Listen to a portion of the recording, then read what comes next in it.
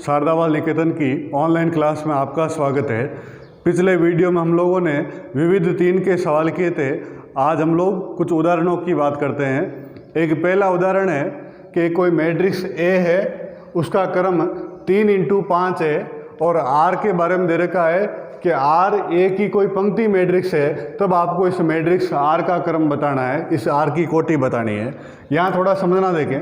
मैं एक मान लेता हूँ अपने समझने के लिए कि माना कोई एक मैट्रिक्स है जिसमें 3 पंक्तियाँ और 5 स्तंभ है। वो कुछ इस प्रकार से हैं: 1 0 5 2 3 -1 7 2 8 9 3 7 -4 5 3। इस प्रकार से ये कोई एक मैट्रिक्स मानी है। ये जो मैट्रिक्स है, इस मैट्रिक्स में आप देखो तो इसमें 3 तो पंक्तियां हैं और 5 स्तंभ है। ये 3 × 5। अब हम लोगों को मैट्रिक्स आर की बात करनी है और आर के बारे में कह रखा है कि आर एक पंक्ति मैट्रिक्स है, यानी इसमें पंक्तियों की संख्या एक ही है। इस प्रकार की मैट्रिक्स है तो हमें एक ही पंक्ति की बात करनी है और उस ए में से लेना है। तो देखो मैं ये कोई एक पंक्ति ले लेता हूँ, यानी 1 0 5 2 3। आप देखो क्या ये एक पंक्ति है, इसलिए एक पंक्ति मैट्रिक्स होगी। इस मैट्रिक्स में स्तंभों की संख्या कितनी है? 5। तो इस मैट्रिक्स की कोटि कितनी होगी? 1 × 5। तो ये जो मैट्रिक्स आर है, इस मैट्रिक्स आर की कोटि कितनी होगी? 1 × 5। ऐसे ही मान लो यहाँ सवाल ये पूछ लेता कि आर ए की कोई एक स्तंभ मैट्रिक्स है, तो मैट्रिक्स आर का क्रम बताना है। तो ऐसी स्थिति में हम लोग एक स्तंभ लेते हैं। ये एक स्तंभ लिया, कोई सा भी एक ले लीजिए। ये एक स्तंभ लिया 3 9 3। इससे बड़ी मैट्रिक्स है। इस मैट्रिक्स की कोटि देखो तो इसमें 3 तो पंक्तियां हैं और एक क्या है? स्तंभ है, यानी इसकी कोटि कितनी होगी? 3 × 1। तो इस प्रकार से ये एक पहला उदाहरण हुआ है जिसमें आर के बारे में बात करनी है कि आर एक बार तो पंक्ति मैट्रिक्स लिया तब इसकी कोटि 1 × 5 आई, और एक बार स्तंभ मैट्रिक्स लिया तब इसकी कोटि 3 × 1 आई। ऐसी देखो एक मैं उदाहरण संख्या 6 की बात करता हूँ। उदाहरण संख्या 6 में ये दे रखा है कि मैट्रिक्स बी का मान और मैट्रिक्स सी का मान ये है, तब आपको मैट्रिक्स ए का मान ज्ञात करना है। और मैट्रिक्स ए का मान ज्ञात करना है, इसके लिए कंडीशन दे रखी है कि 2a - 3b + 5c बराबर कितना है? 0। इसका उपयोग लेते हुए हमें ए का मान निकालना है। ये लो सा एक उदाहरण संख्या 6 की बात कर लेता हूँ। 2a - 3b + 5c बराबर 0। हम लोगों को a का मान निकालना है। तो यहाँ से आप देखो 2a बराबर आया 3b - 5c। अब b और c के मान हमारे पास पड़े हैं, वो मान रख दीजिए। तो ये 2a बराबर 3, b का मान कितना है? -2 2 0 3 1 4 -5। c का मान कितना है? 2 0 -2 7 1 6। इसको सरल करना है तो ये 2a बराबर, ये आप देखो अंदर गुणा कराओगे, प्रत्येक अवयव से गुणा होगा तो -6 +6 0, यह आया 9, ये आया 3 और ये 12। -5 का गुणा करो तो ये कितना आएगा? 10, ये 0, ये -10, ये आएगा 35, फिर 5 और ये आया 30। अब हम लोगों को क्या करना है? ये जो 2 मैट्रिक्स है इनको घटाना है। तो आप इनको घटाओ तो ये आया 2a बराबर,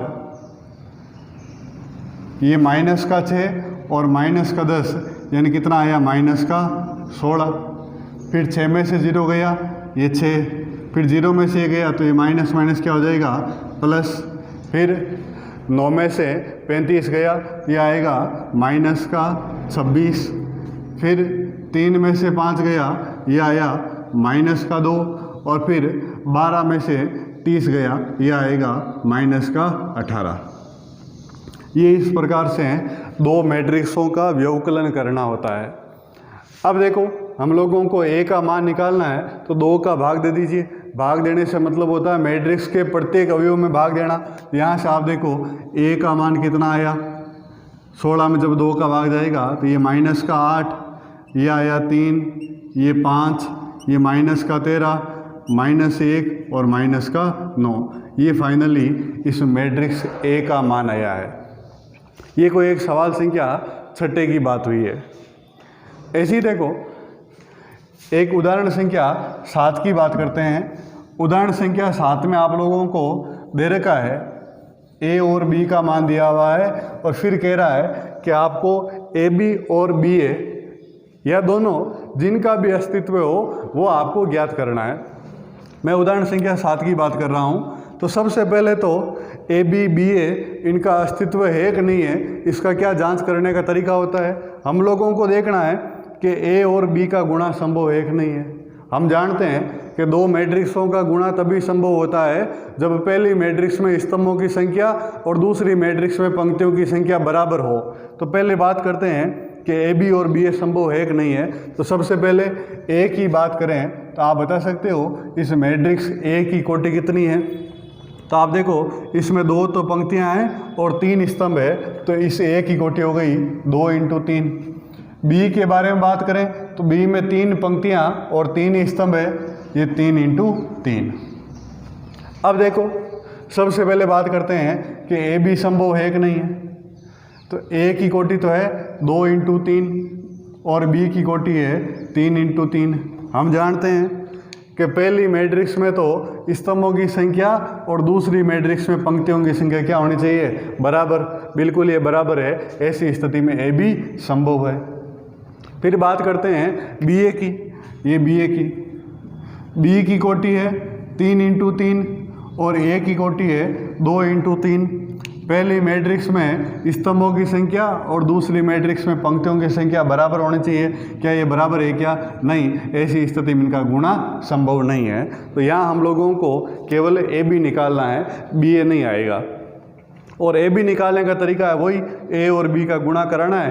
और 2 मैट्रिक्सों का गुणा हम जानते हैं कि पहली पंक्ति का पहले स्तंभ से, फिर दूसरे से, फिर तीसरे से, फिर दूसरी पंक्ति की, इस प्रकार से आपको गुणा कराना है। तो ये कोई एक सवाल संख्या 7वां हुआ है। ऐसी देखो एक हम लोग उदाहरण संख्या 10वें की बात करते हैं। 10वें उदाहरण में आप लोगों को दे रखा है कि ए का मान है -1, -1, -1, 1 और तब आपको सिद्ध करना है कि ए स्क्वायर बराबर होता है 2a और ए क्यूब बराबर होता है 4a। ये कोई एक 10वां उदाहरण है, सब लोग सुनना समझना।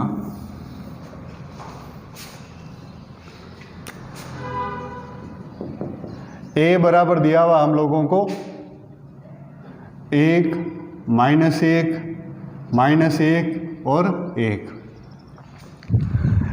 एक तो सिद्ध करना है कि ए स्क्वायर बराबर 2a होता है। तो हम एक काम करते हैं, सबसे पहले ए स्क्वायर निकाल लेते हैं। ये लो ए स्क्वायर, हम जानते हैं कि ए स्क्वायर का मान निकालना है तो ये होता है a × a। ए का मान है 1, -1, -1, 1 इंटू ए का मान होता है 1, -1, -1, 1। अब इनका गुणा कराते हैं। 2 मैट्रिक्सों का गुणा करने का वही तरीका, पहली पंक्ति का पहले स्तंभ से गुणा करना। तो आप देखो ये तो आया 1 और ये माइनस माइनस प्लस, ये कितना हो जाएगा 2। फिर यहाँ पर गुणा कराते हैं, ये आया -1 और ये -1, माइनस का 2। फिर ये भी -1, -1, -2 और फिर ये +1 और +1, प्लस का 2 बराबर में ए स्क्वायर चल रहा है। आप देखो इस मैट्रिक्स में प्रत्येक अवयव में 2 कॉमन आ रहा है, ये 2 कॉमन लिया, फिर रहेगा 1, -1, -1 और 1 बराबर में ए स्क्वायर चल रहा है। तो ए स्क्वायर बराबर 2 और ये जो आया ये किसका मान है, ए का। तो एक तो ये सिद्ध करना है कि ए स्क्वायर बराबर कितना होता है, 2a होता है। फिर एक दूसरा ये है कि आपको सिद्ध करना है कि ए क्यूब बराबर कितना होता है, 4a।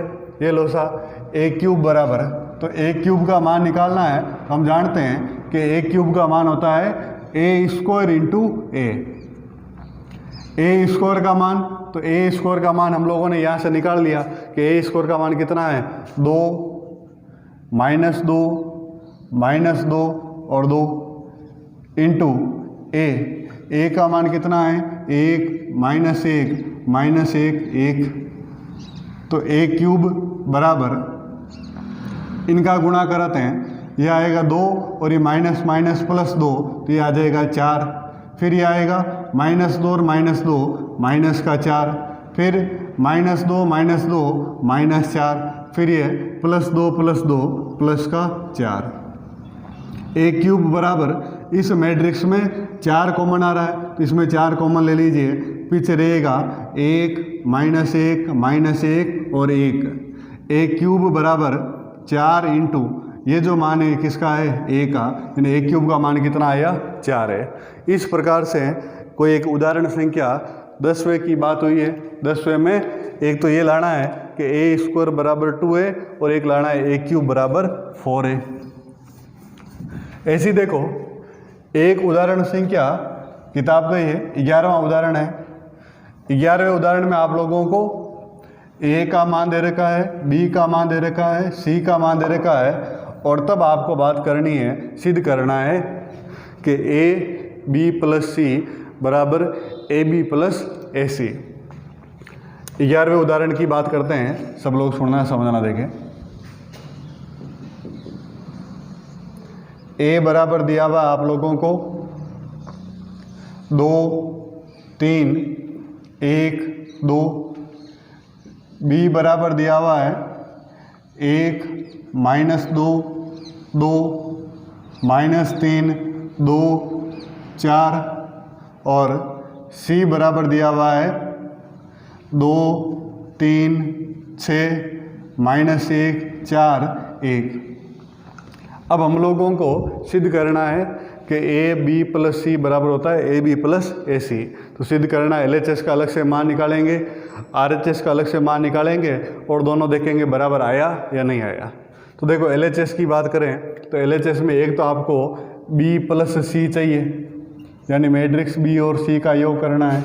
B दे रखा है 1 -2 2 -3 2 4 प्लस C के बारे में दे रखा है 2 3 6 -1 4 1। तो B प्लस सी बराबर आप इनको जोड़ो तो 1 और 2 ये कितना हो जाएगा 3 -2 और 3 कितना हो जाएगा प्लस का 1 6 2 8, फिर -3 -1 माइनस का 4 2 4 6 और 4 1 5। ये तो मान आया B प्लस सी का। फिर आपको इसके आगे सरल करना है तो इसके LHS की बात करता हूँ। तो LHS में आपको क्या करना है, A B प्लस सी का मान निकालना है। A का मान पड़ा है, सवाल में दिया हुआ है 2 3 1 2। फिर B प्लस सी का मान हम लोगों ने निकाल लिया, कितना है 3 1 8 -4 6 5।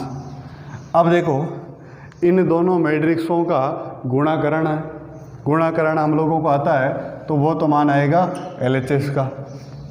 फिर RHS में क्या करना है, हम लोगों को अलग से AB निकालना है, A और B का गुणा करना है, कोई एक मैट्रिक्स आएगी। अलग से AC निकालना है, A और C का गुणा करना है, एक मैट्रिक्स आएगी। और फिर उन दोनों का क्या करना है, योग करना है। योग करोगे तो आप देखना वो LHS के बराबर आएगा। ऐसे करके ये किताब के कुछ उदाहरण हैं, उनकी बात हुई है। एक दो सवाल और है वो कराता हूँ। एक सवाल संख्या है कि मान लीजिए कि X Y Z W P इन सब मैट्रिक्सों की कोटि आप लोगों को दे रखी है। फिर नीचे एक सवाल दे रखा है और ये कहा हुआ है कि PY प्लस WY के परिभाषित होने के लिए N K तथा P में क्या प्रतिबंध होगा, इसके बारे में बात के रखी है। थोड़ा समझना, देखिए अच्छा सवाल है। सबसे पहले तो मैं ये लिख देता हूँ कि जो मैट्रिक्स X है, इस मैट्रिक्स X की कोटि है 2 × N। मैट्रिक्स Y है, इस मैट्रिक्स Y की कोटि है 3 इंटू के।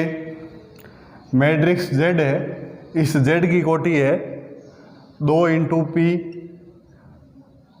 W की कोटि है n इंटू 3 और P की कोटि है P इंटू के। ये 5 मैट्रिक्स है। फिर हम लोगों को कह रहा है कि PY प्लस WY ये परिभाषित है, तब आपको इनमें संबंध बताना है। तो सबसे पहले मैं यहाँ की बात करता हूँ। PY हम निकाल सकते हैं, इसका मतलब हुआ कि P और Y का गुणा संभव है। हम जानते हैं कि दो मैट्रिक्सों का गुणा कब संभव है, जब पहली मैट्रिक्स में स्तंभों की संख्या और दूसरी मैट्रिक्स में पंक्तियों की संख्या क्या हो, बराबर हो। सवाल वाला कह रहा है ये परिभाषित है, मतलब इनका गुणा संभव है। तो मैं यहाँ लिख देता हूँ कि ये जो P है, इस P की कोटि तो है P इंटू के। ये जो Y है, इस Y की कोटि है 3 इंटू के। हम लोग कह रहे हैं कि ये परिभाषित है, मतलब इनका गुणा संभव है, और इनका गुणा संभव है यानी स्तंभों की संख्या और दूसरी मैट्रिक्स में पंक्तियों की संख्या क्या हो, बराबर। तो यहाँ से एक तो नियम ये आ गया कि k का मान कितना होगा, 3, तभी इनका गुणा संभव है। और सवाल वाला कह रहा है कि इनका गुणा संभव है। फिर यहाँ की बात करें तो WY यानी W और Y का भी गुणा संभव है। W की कोटि दे रखी हम लोगों को n इंटू 3 और Y की कोटि दे रखी हम लोगों को 3 इंटू के। अब इनका गुणा संभव की बात करते हैं। ये लो सा, स्तंभों की संख्या और दूसरी में पंक्तियों की संख्या बराबर है, ठीक है, इनका गुणा संभव है। यहाँ से कोई प्रतिबंध आया नहीं, एक प्रतिबंध तो ये आ गया।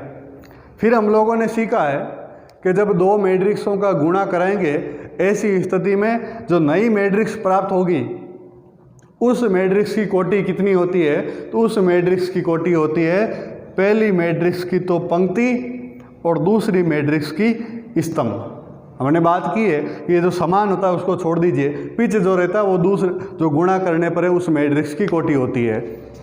तो गुणा करने के पश्चात जो प्राप्त मैट्रिक्स है उस मैट्रिक्स की कोटि होती है पहली मैट्रिक्स में तो पंक्तियों की संख्या और दूसरी मैट्रिक्स में स्तंभों की संख्या। यानी यहाँ से जब हम लोग इनका गुणा कराएंगे, ऐसी स्थिति में ये जो नई मैट्रिक्स प्राप्त होगी उस मैट्रिक्स की कोटि कितनी होगी, P इंटू के। ये बीच वालों को हटा दिया। ऐसी यहाँ से जब इनका गुणा कराएंगे, ऐसी स्थिति में जो नई मैट्रिक्स प्राप्त होगी उसकी कोटि होगी n इंटू के। ये तो इनके गुणा की बात हुई है, केवल इतनी की बात की है। फिर सवाल वाला तो ये भी कह रहा है कि PY प्लस WY ये परिभाषित है, मतलब PY और WY का योग भी संभव है।